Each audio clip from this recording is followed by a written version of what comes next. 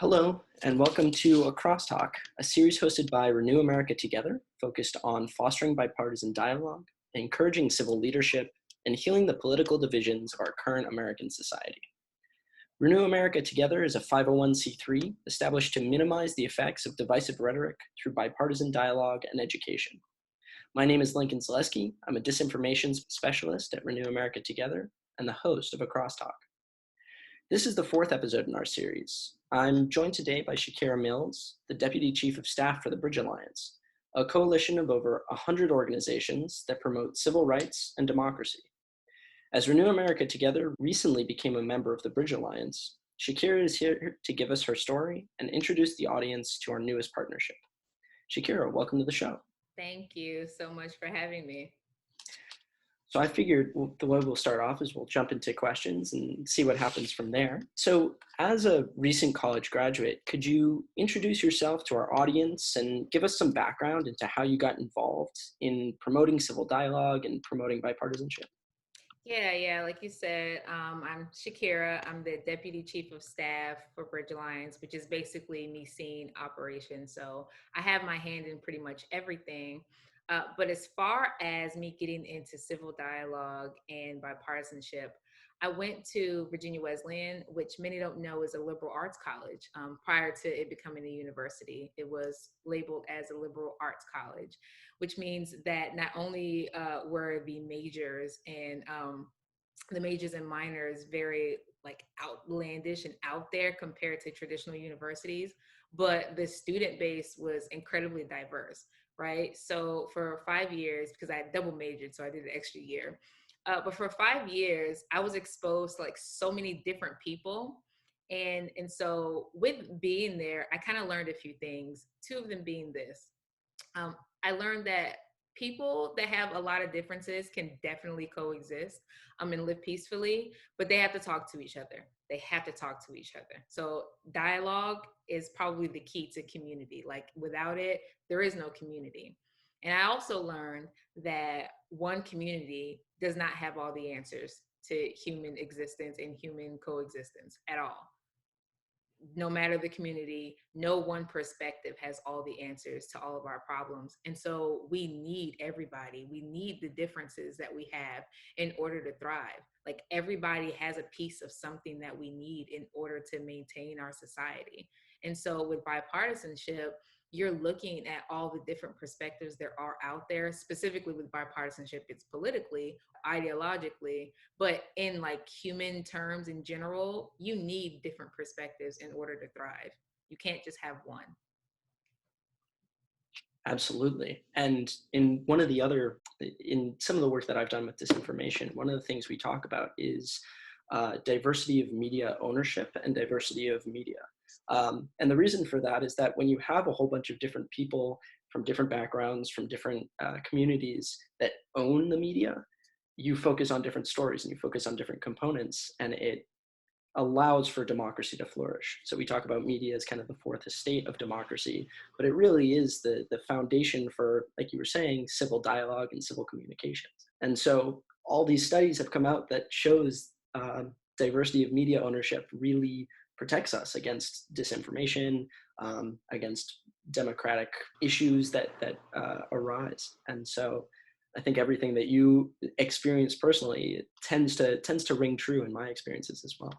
So Renew America Together just joined the Bridge Alliance to connect with other organizations that are attempting to bridge the gap between our polarized civil discourse. Can you tell us a little bit about the Bridge Alliance and why encouraging a civil bipartisan dialogue is important for your organization? Yeah. So here at Bridge Alliance, we do actually a lot of things. But for the most part, the basis of what we do is fostering collaboration and fostering community. And so naturally, as an operating system for that, we are trying to foster collaboration amongst organizations that technically do different things, but they complement each other, right? It's like with people are going to naturally have differences, but what commonalities they have are going to complement each other, and what differences they have could bring different things to the table. And so that's what we try to do with our organizations. We also try to amplify them so that other leaders and organizations will want to work with them and see that no matter what the area focus, all organizations have one important thing in common, which is that we want to enhance the systems that make up our democracy. And so by doing that, we try to amplify different organizations, diverse organizations specifically, and we try to amplify community leaders as well so that they can work with these organizations and work with each other. And eventually, what we're trying to do is create this ecosystem where everybody's differences are working together to enhance our society and better our democracy. And along similar lines, one of the difficulties about working in the civic space, but also working with organizations that promote abstract terms like unity or democracy, is that change is very incremental, and oftentimes it's pretty slow. So, in your opinion, how would you measure the success of these unity groups, the members of Bridge Alliance? How would you measure success in a social movement in general? And then through the Bridge Alliance, have you seen any sort of increase in bipartisan discussions or some of these incremental successes in each of the member organizations? Well, firstly, I want to say that ironically, this day and age, everybody wants that instant gratification, right? You create a social media page, you want followers tomorrow. You create a show, you want viewers tomorrow, right? And that's not how anything works. Growth is always gradual. Any type of growth is gradual. And so the fact that this movement that we're seeing even within the Bridge Alliance has been slow, successful, but it's been slow. And throughout social justice and social movements in general have been slow, right? I think because people look at history in one view, they're looking at decades of events that go on. But because they're looking at it at one time, they don't think of it that way. They're just like, oh, somebody started an initiative. This is what happened. And boom, change, right? It's not how it works. But what I will say is that it's so ironic, but the best way to describe it is that change is how I measure success, right? If I've created a movement and the objective of my movement is change and I don't see any change, then I don't find myself to be successful. But if I'm seeing change, whether it be good or bad, right?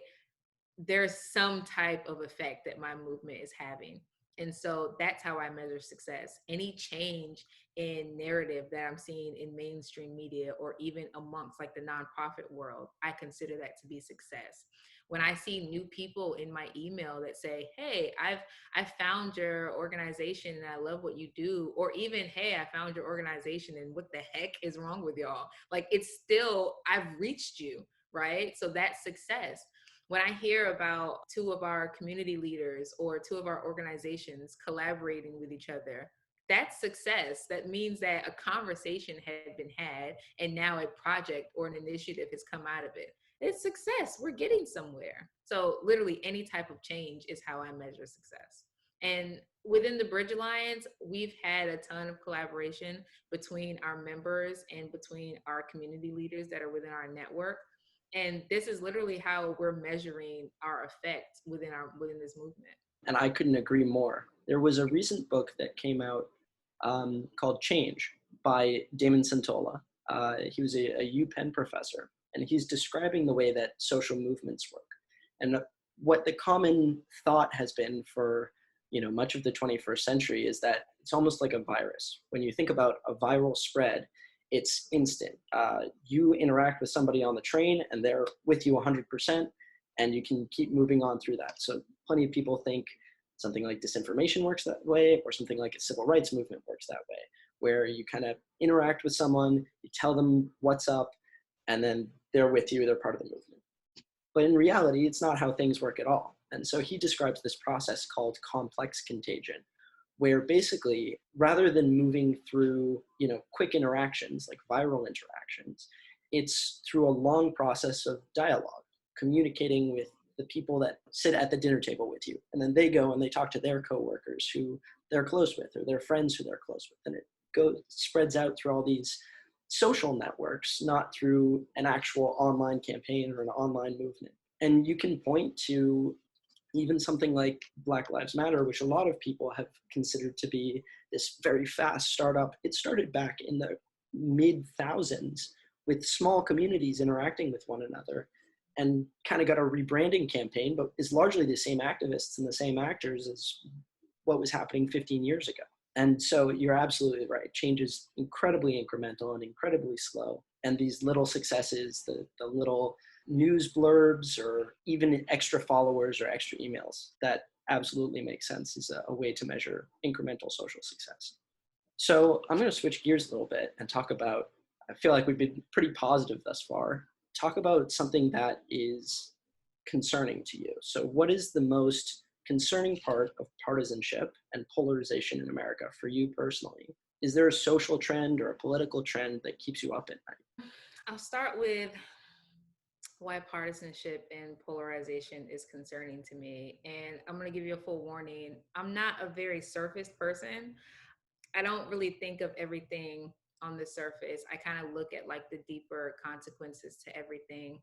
And I also think about history when I think about everything, because my grandparents always said that nothing is new under the sun, right? So polarization and partisanship to me, it's what's concerning is that I don't see it leading to anything except for like societal decline or even like civilization annihilation. And I mean that in the most denotative sense ever.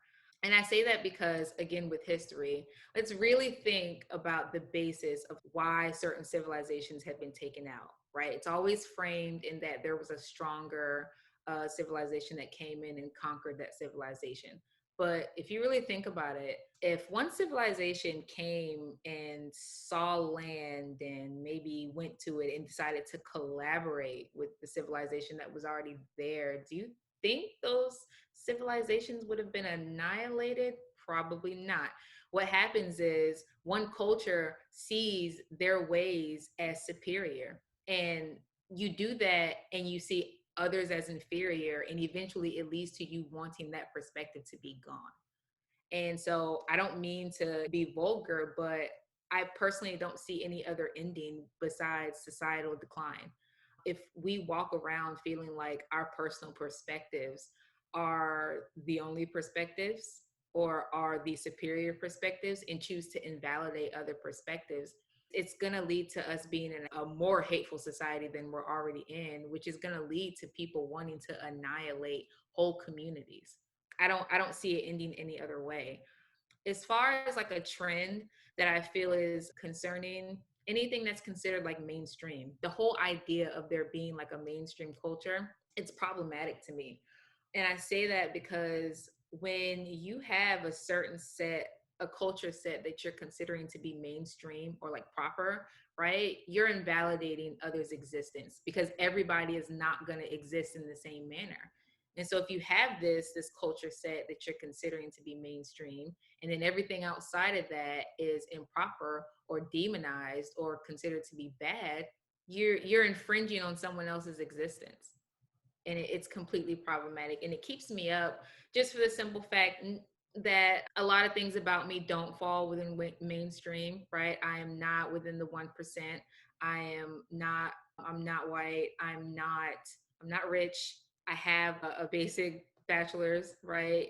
But that doesn't make my existence invalid. And that's unfortunately to me what mainstream culture does. I won't say mainstream media. That's a channel of mainstream culture, but ultimately it's gone into how we think. And so anything that's considered to be mainstream or just like things that are like norms, it keeps me up because that means that there are people's existence out here being invalidated.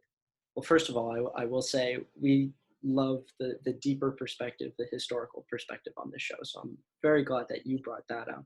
As unfortunate as it is, I couldn't agree more with you that ultimately the end game of polarization is, I mean, very best case scenario, you have two separate societies that completely separate and cleave apart from each other. And that's an incredibly violent and incredibly damning process for a society. And worst case scenario, you have what you're describing, which is a post-truth society or genocidal society, in which case people will die, one culture will be eliminated. And it's a terrifying concept and process, and it makes total sense that that would keep you up at night. And in terms of your comments about the idea of mainstream, or the idea of, I tend to dislike the phrase American culture. It doesn't make any sense. We're a very multicultural society. We have tons of different perspectives, many different experiences. We are the third largest country on the planet, and there's not a chance that everyone would agree with each other if we all stuck to one culture and tried to assimilate all the cultures and immigrants and groups that make up our society. So I agree with you that the idea of being mainstream or an American ideal doesn't make much sense. So for those in the audience that see these problems that we've been describing in our current political system, in our current society, but they're not really sure how they can help or what they can do to kind of mend these problems or contribute to the incremental change that we're looking for, what actions would you encourage those types of individuals to take? A few things. First would be something that my grandma always said to me: child, read, okay? Educate yourself. The more you know, okay, well, I'll start with this. Part of change in a society isn't just initiatives or like programs or doing like the systemic or the systematic work. It's also your thought process, societal work, people to people relationships, and you spreading a new method, right? Enlightenment started with conversations. There was no social media. There were no nonprofits back then. There may have been organizations that were similar, but NGOs were not a thing in the Enlightenment period. These were people who had ideas. They educated themselves, they read or they observed people, and then they went and they spread the ideas that came from what they read or what they observed. Do that. Educate yourself, please.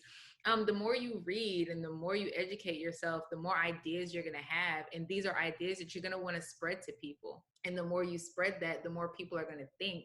And the more people think, the more our societal mindset changes. So do that first. And then secondly, find an organization to support.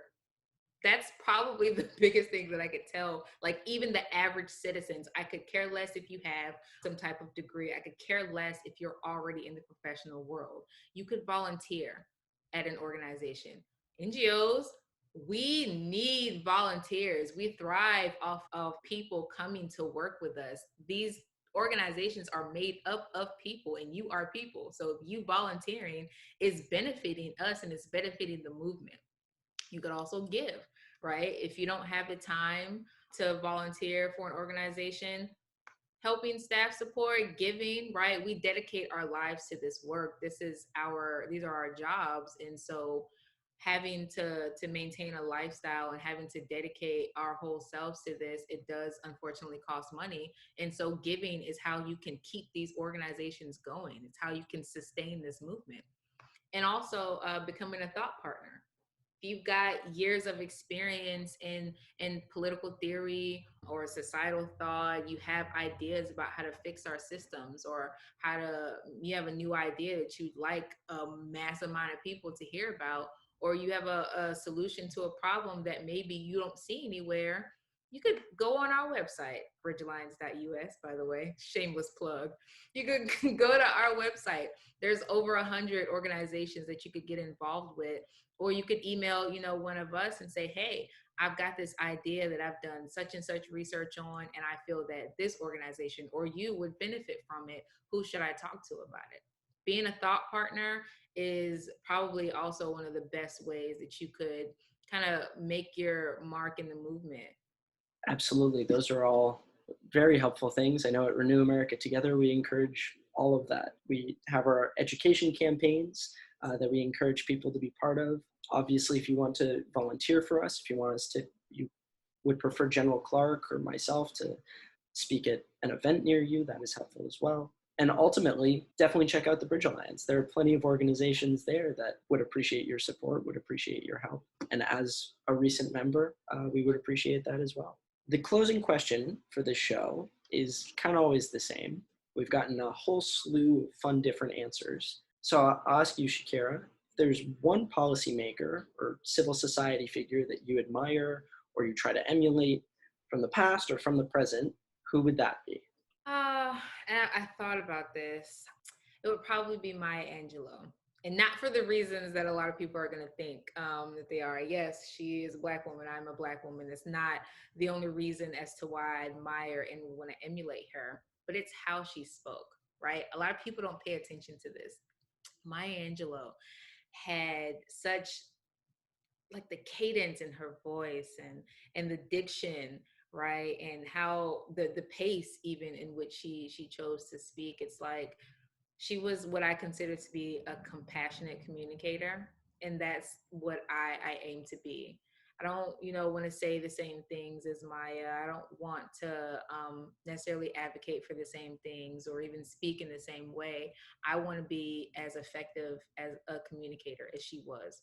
And there are other people that had these same methods. I mean, they may not have necessarily said I do this or I speak this way on purpose to be a compassionate communicator, but people like Angela Davis, the way that she spoke, right? It was in a way where no matter what they were saying, you listened. And it's because they were communicating in such a compassionate way. And so it's just, I admired her for obviously her poetry and her activism, but how she spoke to people was powerful. Absolutely. That's a great answer. We've had some pretty solid answers these past couple of times. We had a Ruth Bader Ginsburg answer. Maya Angelou's fantastic. So it's been excellent hearing inspiring stories about all these either historical or present figures. Thank you so much for joining this show, Shakira. It's been fantastic chatting with you. We're excited for a new membership at the Bridge Alliance and our joint continued work on bipartisanship. The website for Bridge Alliance, as mentioned, is linked in the description below. Feel free to check them out and investigate some of the other organizations that are fostering bipartisan dialogue and civility. Stay tuned for coming episodes of A Crosstalk next month. Feel free to visit Renew America Together's website for more information about bipartisanship and healing American divisions, as well as research about disinformation campaigns and voter fraud. As always, if you enjoyed the video, please like and subscribe for more bipartisan conversations. Thank you.